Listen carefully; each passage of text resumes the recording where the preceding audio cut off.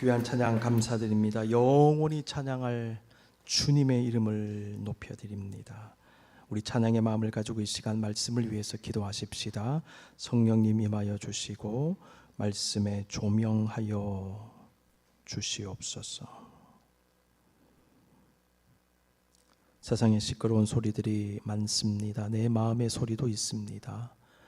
하나님 잠잠하게 해주십시오. 복잡한 생각들, 헝클어진 감정들, 나를 힘들게 하는 것들까지 하나님 가져가 주시고 우리 영혼을 관통하여 들어오는 주의 음성 듣게 해 주시옵소서. 너무나 부족하고 연약한 종의 입술을 임해도 하나님의 영이 친히 인도해 주시고 모든 영광 받아 주옵소서. 감사하옵고 예수님의 이름으로 기도드립니다. 아멘. 내 이웃이 누구니까? 이 질문 받으신 예수님은 강도 만나 큰 어려움을 당한 한 유대인을 도운 선한 사마리아 사람의 이야기를 주셨지요. 예수님은 선한 사마리아 사람이 강도 만난 유대인을 만나기 전에 제사장 한 사람과 레위 한 사람이 그 장소를 지나갔다라고 말씀하셨습니다. 지난주에 이어서 두 번째입니다. 강도 만난 사람을 피하여 지나간 제사장과 레위인. 쓰러져 있던 유대인의 상태는 사실 생명이 위태할 만큼 심각한 상황이었습니다. 30절 보십시오. 예수께서 대답하여 이르시되 어떤 사람이 예루살렘에서 여리고로 내려가다가 강도를 만나매 강도들이 그 옷을 벗기고 때려 거의 죽은 것을 버리고 갔더라. 강도들이 그 옷을 벗기고 때려 거의 죽은 것을 버리고 갔다. 이 표현은 강도들이 그 유대인에게 어떻게 행했는지를 잘 보여줍니다. 그들은 그 유대인이 가진 모든 것을 빼앗은 것으로 보여집니다. 그 증거가 뭐냐 하면 입은 옷까지 빼앗았어요. 이때 옷이 뭘까 생각해 보면요, 그 당시 유대인들에게 필수적으로 입어야 했던 겉옷이었던 것으로 보여집니다. 겉옷은 낮에 더울 때는 뜨거운 햇빛을 막는, 밤에는 추워지기 때문에 온도를 보호해야 되는, 이거 없으면 못 살아요. 거기는 그 겉옷까지 빼앗았다. 그 말은 그 유대인이 가지고 있던 돈도 빼앗고 물건도 빼앗고 기금속도 빼앗고 다 빼앗았다는 것입니다. 더 큰 문제가 있습니다. 그 강도들이 강탈하는 과정에서 피해자에게 폭행을 가했는데 사람이 죽을 정도로 폭행을 했어요.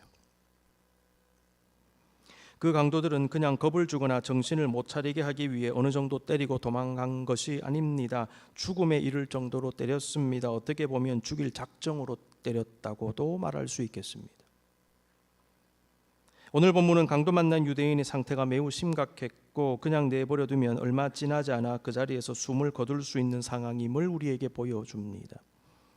바로 그때 강도 만난 사람 앞을 지나가는 사람이 있었습니다. 제사장이었습니다. 31절 마침 한 제사장이 그 길로 내려가다가 그를 보고 피하여 지나가고, 한 제사장이 그 길로 내려갔다라는 표현, 아마도 제사장은 예루살렘 성전에서 일을 마치고 이제 내려가서 여리고나 혹은 다른 지역으로 돌아가고 있었던 것 같아요. 자기 집이 있는 곳으로.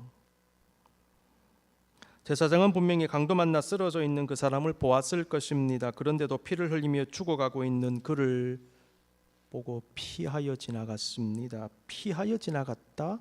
이 말을 원어적으로 보니까요, 반대편으로 갔다, 다른 편으로 돌아갔다, 그 말입니다. 영어 번역을 보니까 passed by on the other side 이렇게 번역을 했어요. 제사장이 그냥 지나간 후에 공교롭게도 바로 이어서 레위인 한 사람이 그 장소로 왔습니다. 32절 또 이와 같이 한 레위인도 그곳에 이르러 그를 보고 피하여 지나가되 똑같은 행동을 했습니다. 우리가 잘 아는 대로 레위인은 성막시대 때 부름을 받아 성막을 위해 봉사하는 사람이었죠. 하나님의 예배를 돕는 사람이었습니다. 예수님 당시에도 제사장을 도와서 성전에서 일하는 사람이었습니다. 성전 기물들을 관리했습니다. 제사를 준비했습니다. 사람들에게 율법 교육도 하던 사람이었습니다. 제사장들과 레위인들은 누구보다도 하나님을 잘 섬기는 사람들이라는 인식이 있었습니다. 특히 사랑 실천을 강조하는 하나님의 율법도 너무나 잘 알고 있었어요. 그런데 오늘 본문은 그들이 강도 만난 사람을 보았지만 돕지 않고 피해 가버렸다고 증거합니다. 어째서 그랬을까? 종교인들인데 율법을 잘 알고 있는데, 사랑하라는 율법을 잘 알고 있는데도 왜 피했을까? 그들에게 사랑의 마음이 없어서였을까요? 기본적으로 그렇게 생각할 수 있겠습니다. 그들은 사랑하라는 하나님의 율법을 알고 있었지만 율법의 본질대로 그 말씀을 온전히 실천하지 않았습니다. 무엇보다 그들의 마음에 사랑의 마음이 없었을 수 있습니다. 그와 함께 그들의 사랑 실천을 방해한 것들도 있었을 것입니다. 그 방해들은 자신들이 순간적으로 가진 여러 가지 생각들일 것입니다. 어떤 일을 할 때 순간적으로 스치는 생각들이 있잖아요. 그래서 이 생각들이 스치면 멈칫하게 됩니다. 그렇죠? 무슨 생각이었을까? 생각해 봅니다. 내가 저 사람 돕고 있다가 나도 강도 맞지 않을까? 지금 강도가 어디에 숨어 있는지도 모르는데 나도 저렇게 되지 않을까? 그 생각이 스친 것 같아요. 두려움입니다. 그 두려움이 죽어가는 사람 못 본 척하고 그냥 빨리 지나가게 한 것이지요. 여러분, 사랑 실천이 어려운 이유 중에 하나는요, 자기 중심적이며 이기적인 마음, 손해를 두려워하는 마음 때문이에요. 그 마음이 걸림돌이 되어 나의 사랑 실천을 방해합니다. 그래서 사실 사랑 행하기가 쉽지 않아요. 사랑은 많은 경우에 나의 것을 주는 것입니다. 무엇을 줄 때 남는 것을 줄 때도 있지만은 모자라는 데도 줄 때가 있어요. 내가 필요한 데도 줄 때가 있어요. 과거에 가난할 때 우리 옛날 어르신들, 어머니들이 자녀들 밥 더 먹게 하려고 자기 먹던 밥 반 갈라서 너 더 먹어라. 자기는 반밖에 못 먹는데 너 이거 더 먹어라. 너 이거 고기 반찬 너 더 먹어라. 그러셨잖아요. 내 것을 주는 것입니다. 많은 경우 사랑은 내 것을 떼어주는 겁니다. 제가 성찬식 때 이 떼는 걸 강조를 많이 하죠. 예수님이 찢어주신 거거든요, 몸을. 그러니까 성찬식 때 그것을 늘 기억하는 것입니다. 아, 떼어주셨구나. 남는 거 있잖아요. 그냥 필요 없는 거 주신 게 아니고요. 찢어주신 거예요. 떼어주신 거예요. 나의 것을 포기하면서 행하는 것이 사랑입니다. 그래서 사랑은 위험을 감수하는 겁니다. 떼어져 나가는 위험요. 내가 손해보는 위험요. 내가 좀 불편해지는 위험. 그걸 감수하는 거죠. 제사장과 레위인은 그 위험을 감수하지 못했습니다. 그들은 자기의 안전과 몸을 먼저 챙기기에 바빴습니다. 그래서 죽어가는 사람을 보고서도 그냥 피해 지나가고 말았어요. 제사장과 레위인이 그냥 지나가버린 또 하나의 이유는 율법 때문으로도 볼 수 있겠습니다. 그들은 소위 종교인들로서 거룩한 성전에서 일해야 하는 사람들이기 때문에 시체를 만지면 안 되었어요. 근데 이게 율법에 있습니다. 레위기 21장 1절 여호와께서 모세에게 이르시되 아론의 자손 제사장들에게 말하여 이르라 그의 백성 중에서 죽은 자를 만짐으로 말미암아 스스로를 더럽히지 말려니와 너 제사장으로서 일하느냐 너 레위인이냐 너 시체 만지면 안 된다. 이게 율법에 있어요. 여러분 아이러니를 발견하죠. 율법을 지키는데 율법을 어기는 거예요. 지금 시체 만지지 말라는 율법을 지키는데 사랑하라는 율법은 또 어기는 거예요. 이게 모순입니다. 율법 지키면서 율법을 어긴다. 시체 접촉하지 말라는 규정, 성결 규정입니다. 성결을 명령하시는 하나님은 여러 가지 성결에 관련된 율법을 주셨는데 그 중에 하나가 시체 접촉하면 안 되는 것이었습니다. 썩고 특히 팔레스타인 지역, 더운 지역, 그렇죠. 썩은 시체 잘못 트리트하면요, 그것 때문에 여러 가지 문제가 생기잖아요. 근데 그 상태에서 어떻게 성전의 일을 하겠느냐, 그 말이죠. 위생에도 좋지 않고. 자, 그래서 그 율법 규정 자체가 잘못됐다라고 말할 수 없어요. 오늘날에는 구약의 율법을 문자대로 지키진 않지만은 그 속에 담긴 정신은 우리의 삶에 적용하여 지킵니다. 본문에 등장하는 제사장과 레위인은 쓰러져 있던 강도 만난 사람이 죽었을 수 있다라고 생각했던 것 같아요. 이미 죽었을 수 있다. 시체다. 만약 죽은 시체를 만진다면 성전의 일을 해야 하는 자신들에게 상당한 제약이 따를 것을 걱정한 것으로 보입니다. 한편으로는 그러한 염려가 이해가 되기도 합니다. 그럼에도 이들의 행동이 과연 정당화될 수 있을 것인가를 고민하지 않을 수 없습니다. 이들이 강도 만난 사람이 이미 시체가 되어 쓰러져 있었다고 생각했을 수는 있겠지만은 그가 죽었는지 그렇지 않은지는 확실치 않은 거예요. 그러므로 정말 도와야겠다고 생각했다면 그가 어떤 상태인지 먼저 확인하는 것이 필요하지 않았을까요? 근데 그런 과정이 없습니다. 하나님의 율법의 핵심은 하나님 사랑, 이웃 사랑을 온전히 실천하는 것입니다. 그런데 이들은 그 순간 그 율법의 본질은 생각하지 못하고 시체와 관련된 율법의 규정만을 떠올리면서 그 규정을 지키느라 정작 율법의 핵심은 놓치고 말았습니다. 그들은 율법을 문자적으로는 지켰는지 모르나 문자로 표현된 내용 그 안에 있는 본질은 행하지 않은 것입니다. 이것이 문제였습니다. 우리 역시 이런 모습으로 신앙생활을 하고 일상의 삶을 살 수도 있습니다. 우리 역시 나의 안위와 유익에 골몰하여 남을 향해 손을 뻗지 못할 수도 있습니다. 제사장과 레위인이 율법을 지키는 것 같았지만 실상은 율법의 핵심은 행하지 않으므로 하나님 앞에서 사실상 율법을 어기는 행동을 했듯이, 율법을 지키는 것처럼 보이는데 율법을 어기는 행동을 했듯이 우리 역시 형식은 있지만 내용은 잃어버린 신앙의 삶을 살 수도 있을 것입니다. 성도는 삶을 살아가면서 늘 겉과 함께 속을 중심을 살펴야 합니다. 형식과 함께 내용을 깊이 들여다볼 수 있어야 합니다. 항상 비본질이 아니라 본질에 충실하고 궁극적 목적을 늘 기억하며 추구해야 합니다. 본질이 무엇인가, 진짜 목적이 무엇인가, 진짜 의미가 무엇인가, 그걸 생각하실 수 있기를 바랍니다. 그러므로 성도는 늘 생각을 많이 하고 묵상을 많이 하고 기도를 많이 해야 돼요. 그 안에 있는 하나님의 뜻을 찾으면서 살아가야 되기 때문에, 그래서 저와 여러분은 구도자입니다. 예수 믿는 구도자. 세 번째입니다. 선행과 치유의 타이밍입니다. 오늘 본문을 보면서 깨달을 수 있었던 또 한 가지 메시지, 선행과 치유의 시간, 타이밍에 관한 것이었습니다. 제사장과 레위인은 강도 만난 사람이 사고를 당한 후에 얼마 지나지 않아 그 자리에 갔습니다. 그래서 본문을 보시면 31절에 마침 한 제사장이 그 길로 내려가다가 라고 기록하고 있어요. 마침. 하나님의 말씀의 실천이라는 관점에서 보았을 때 제사장과 레위인은 말씀을 구체적으로 실천할 수 있는 때를 만난 것입니다. 그들은 치유의 때, 선행의 때, 사랑 실천의 때를 맞이한 것입니다. 그런데 그들은 그것을 놓치고 말았습니다. 무엇을 할 수 있는 때를 맞이하는 것은 여러분 기회를 맞는 겁니다. 뭐가 기회일까요? 때가 기회예요. 생명을 가지고 삶을 살아가는 우리에게 오늘 하루는 우리에게 주어지는 시간이며 동시에 기회입니다. 일할 수 있는 기회, 사랑할 수 있는 기회, 섬길 수 있는 기회. 기회는 그래서 은혜입니다. 기회는 혜택입니다.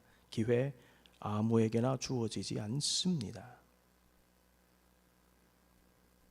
우리는 예배의 기회, 주를 섬기는 기회, 만남과 교제와 나눔과 이 모든 사랑의 기회 등등 수많은 기회를 무엇을 통해 얻을까? 때와 시간을 통해 얻습니다. 특히 사랑 실천할 수 있는 기회 매우 중요합니다. 왜냐하면 사랑의 실천은 하나님의 뜻이며 그 뜻을 이루어 드리는 것이기 때문에 중요합니다. 하나님의 뜻을 행하는 자는 하나님의 복을 받습니다. 사랑 실천으로 하나님의 뜻을 행하고 하나님의 뜻을 행하는 자는 복을 받는다. 시편 119편 1절 행위가 온전하여 여호와 율법을 따라 행하는 자들은 복이 있으며, 성경에서 말하는 복된 자들이 누구인가를 살피십시오. 시편 128편 1절입니다. 여호와를 경외하며 그의 길을 걷는 자, 그의 길을 걷는다 무슨 얘기일까요? 그의 말씀을 실천하며 그의 말씀대로 살아가는 사람, 그의 길을 걷는 사람, 그들이 복되다. 여러분, 그러므로 하나님의 말씀의 핵심인 사랑 실천하는 것은 하나님의 말씀의 실천의 기회를 잡은 것이고 동시에 복의 길로 들어가는 것입니다. 이런 측면에서 보았을 때 그렇게 율법을 강조했던 제사장과 레위인은 아이러니하게도 자신들이 가진 인간적인 생각과 이유 때문에 사랑 실천의 기회를 놓치고 말았습니다. 그들은 강도 만난 사람을 피해서 가버렸는데 영적으로 해석해 보십시오. 하나님의 뜻을 이루는 길, 복의 길을 피해 간 거예요. 너무나 어리석죠. 복의 길을 가야 되지 않습니까? 그런데 이들은 복의 길을 피해서 돌아가네요. 많은 경우에요, 복된 길을 의도적으로 피해서 돌아가는 경우가 있습니다. 어리석은 삶입니다. 눈앞에 어떤 것 때문에 가려졌는데 못 보기 때문에 복의 길을 피해서 돌아간다. 그러나 유대인들에게 그렇게 멸시와 천대를 받은 선한 사마리아 사람은 오히려 그 기회를 잘 살림으로 예수님의 큰 칭찬을 받았습니다. 복의 길로 걸어갔습니다. 여러분, 그 때와 기회는 무한정 주어지지 않습니다. 솔로몬은 전도서 3장에서 때와 기한에 관한 중요한 깨달음을 기록했습니다. 1절에서 3절입니다. 다 같이 한번 읽습니다. 시작. 범사에 기한이 있고 천하 만사에 다 때가 있나니 날 때가 있고 죽을 때가 있으며 죽일 때가 있고 치료할 때가 있으며 헐 때가 있고 세울 때가 있으며. 아멘. 인간은요, 시간 안에 살며 시간의 제약을 받는 존재지요. 연약한 인간은 시간을 통제할 수 없습니다. 잡을 수도 없습니다. 다 때가 있는데 내가 그 때를 컨트롤 못하겠다라는 것이죠. 이게 솔로몬의 고백입니다. 제가 어느 식당에 들어갔는데 이런 문구가 벽에 붙어 있었습니다. Time and tide wait for no man. Time and tide wait for no man. 시간과 조수, tide, 밀물과 썰물은 누구도 기다려주지 않는다. 작자를 알 수 없는 영어 속담 중에 하나입니다. 여러분, 시간은 인간을 기다려주지 않습니다. 인간은 흐르는 시간을 결코 잡을 수 없습니다. 그러므로 때가 중요합니다. 일할 수 있을 때 일해야 합니다. 섬길 수 있을 때 섬겨야 합니다. 사랑할 수 있을 때 사랑해야 합니다. 문제를 해결할 수 있을 때 해결해야 됩니다. 때를 놓치면 후회합니다. 왜냐? 떠내려 가버리고 없어요. 제가 어릴 때 유행했던 노래 가운데 혜은이가 부른 노래 가운데 제3 한강교라는 노래가 있습니다. 강물은 흘러갑니다. 제3 한강교 밑을. 나이 50 넘으신 분들은 아시고 그 밑에 계신 분들은 모르시는 것 같아요. 강물은 흘러갑니다. 제3 한강교 밑을. 강물은 주로 시간의 비유가 되잖아요. 흘러가는 강물 어떻게 잡을 수가 있어요? 우리는 시간을 잡을 수 없어요. 따라서 시간이 왔을 때, 때가 왔을 때 살려야 되는 것입니다. 못 살리고 흘러간다, 끝나는 것입니다. 나에게 주어진 시간은 기회임을 아는 사람은 지금 이 순간이 중요함을 압니다. 지금은 선물입니다. 그래서 present 라는 말은 지금이라는 말도 되고 선물이라는 말도 되는데 기가 막힌 말 같아요. present is present. 지금은 선물이다. 여러분, 뭐가 선물일까요? present가 present예요. 지금의 중요성을 아는 사람은 지금 나에게 주어진 시간을 어떻게 쓸 것인지, 지금 내가 무엇을 어떻게 할 것인지를 깊이 생각합니다. 지금이 중요하다는 것을 안다면 미워하기보다는 사랑할 것입니다. 사랑할 시간도 없는데 미워할 시간이 어디에 있습니까? 지금이 중요하다는 것을 안다면 지금 좀 더 보람 있는 일보다, 가치 있는 일보다, 하나님께서 기뻐하시는 일보다 유익한 일을 할 것입니다. 그렇지 않으면 다 후회만 남아요. 그렇게 할 걸, 내가 그때 그렇게 했었어야 되는데. 우리는 지금을 소중히 여기면서 주어진 때를 기회로 삼고 최선을 다하는 삶을 살아야 됩니다. 선행의 때가 있습니다. 치유의 때가 있습니다. 마지막 네 번째 보십시오. 제사장과 레위인, 율법교사 세 사람 등장하지요. 예수님은 자신에게 질문한 율법교사와 강도 만난 사람을 그냥 피하여 지나간 제사장과 레위인을 연결 지으신 것 같아요. 야, 너도 그 두 사람과 다를 바 없어.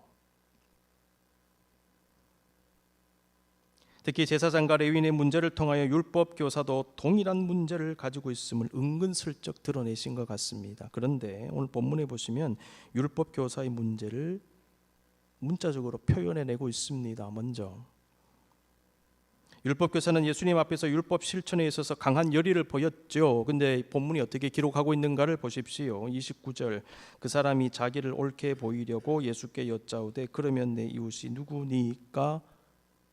그러면 내 이웃이 누구니까? 긍정적으로 해석할 수 있죠. 이웃을 알게 해주십시오. 내가 잘 섬기겠습니다. 그런데 앞부분을 보셔야 돼요. 자기를 옳게 보이려고 여기에 줄쳐야 됩니다. 이 사람은요, 내 이웃이 누굽니까? 라는 좋은 질문을 했는데 마음에 잘못된 의도가 있었어요. 그 의도가 뭡니까? 자기를 옳게 보이는 의도.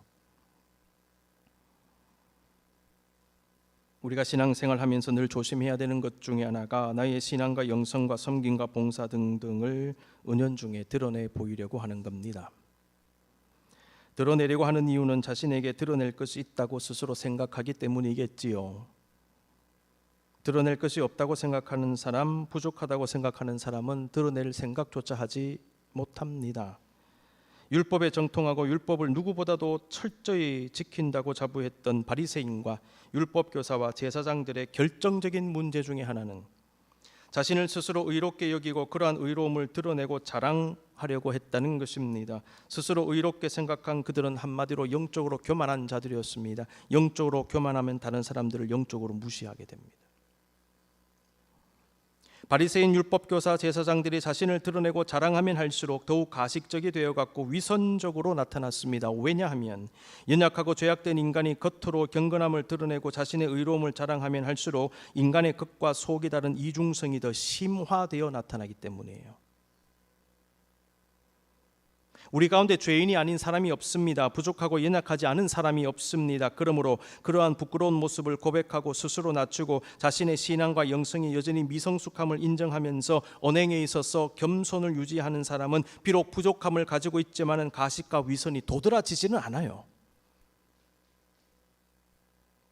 그런데 내가 연약함에도 불구하고 마치 그렇지 않은 것처럼 자신의 작은 신앙과 경건과 선행 등을 자랑하고 드러내는 순간 자신이 가진 부족함과 죄악됨이 부각되어지기 시작합니다. 원래는 부족하잖아요.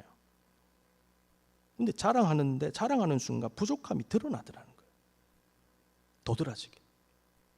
플러스에서 또 하나 문제가 뭐냐면 겉으로는 괜찮게 보이지만은 그러한 겉모습과 여전히 부패하고 썩어진 내면의 이 모습의 괴리가 드러나기 시작합니다.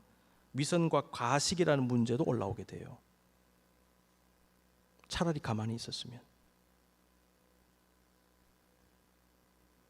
우리는 바로 이 부분을 조심해야 하는 것입니다. 오늘 본문에 나오는 율법교사는 바로 그러한 문제를 가진 사람으로 보여집니다. 오늘 본문은 그 문제를 자기를 옳게 보이려고라고 표현하고 있습니다.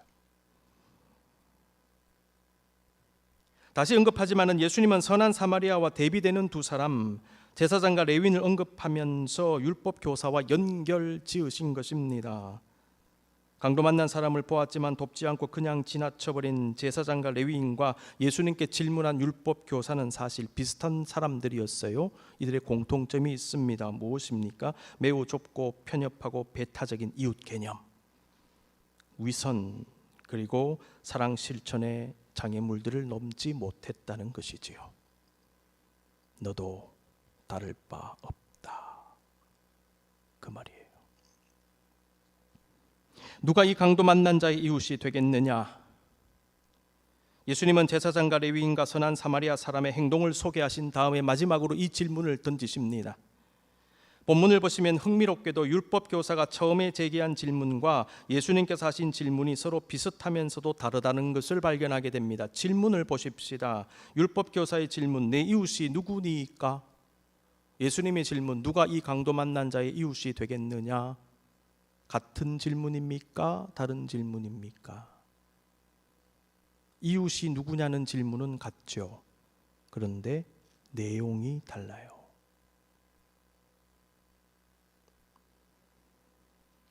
율법 교사의 질문은 우리의 도움을 받아야 할 이웃이 누군가를 물은 것입니다. 그런데 예수님의 질문은 그 도움을 받아야 할 그 사람을 도울 이웃이 누구냐를 물으신 거예요. 그러니까 도움을 받을 이웃도 있고 도와주어야 할 이웃도 있는 것이구나. 이 말씀 통해서 예수님은 이웃의 양면적 개념과 본질을 발견하게 됩니다. 두 부류의 이웃을 드러내신 거예요. 그래서 섬한 사마리아인의 비유의 이 말씀은 우리의 생각을 넘어 굉장히 심오합니다. 예수님께서 두 부류의 이웃의 개념을 드러내어 우리에게 전달해 주십니다. 이웃의 개념을 바꿔라. 그리고 그들을 도울 수 있는 이웃이 되라. AD 4세기 말에서 5세기 초에 살았던 칼리다사라고 하는 인도의 시인이 있습니다.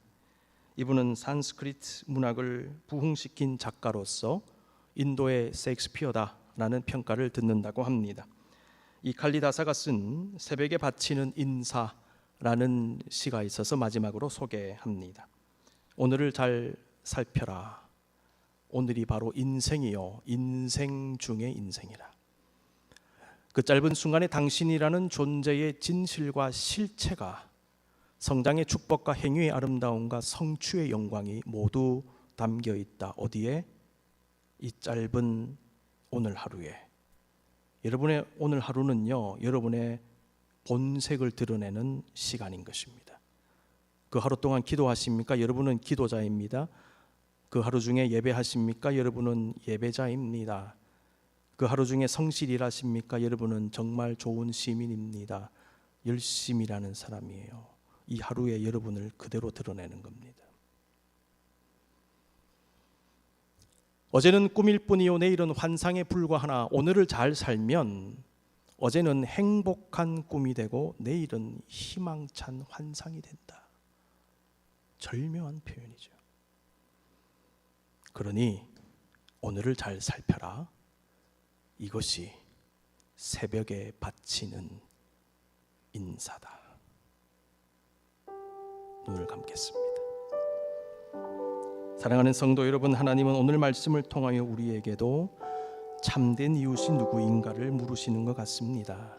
그 의미를 물으십니다. 너희의 진정한 이웃이 누구라고 생각하느냐? 너는 그 이웃들을 돕는 참된 이웃이냐?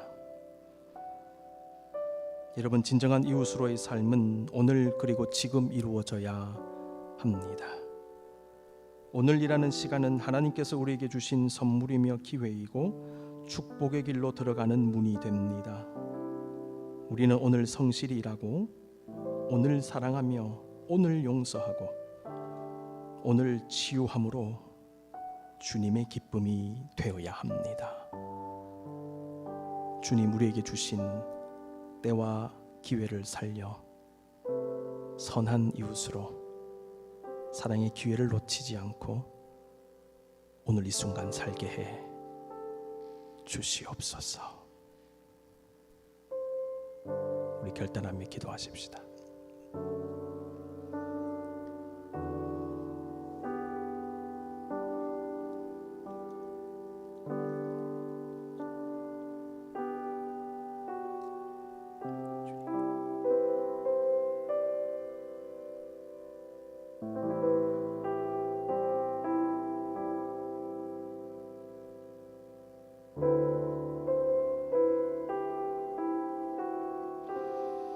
성도 여러분, 우리의 삶은 결국 오늘 하루입니다. 때와 기회를 놓치지 말고 우리가 행해야 할 그 사랑 실천해 보십시다. 우리에게 주어진 오늘 하루를 정말 올바르게, 정말 보람있게 후회 없이 살고 사랑하며 살아내십시다. 오늘 하루 용서하고 오늘 하루 은총을 나누고 오늘 하루 행복을 빌어주며 살아가십시다. 이 마음 담아 마지막 찬양 드리겠는데요. 오늘 이 하루도라는 찬양이 있어요. 꽤 오래전에 나온 찬양입니다. 가사를 묵상하면서 다 같이 들으시겠습니다.